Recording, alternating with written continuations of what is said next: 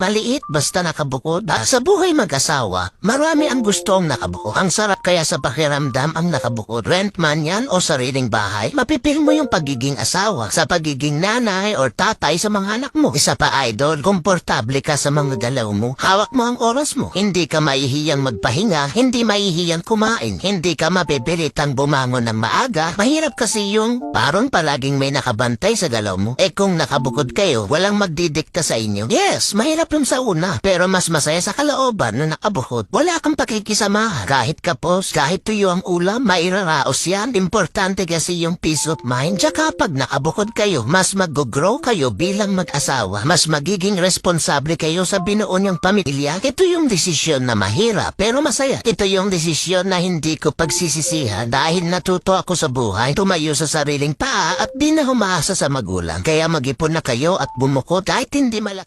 Maliit basta nakabukod.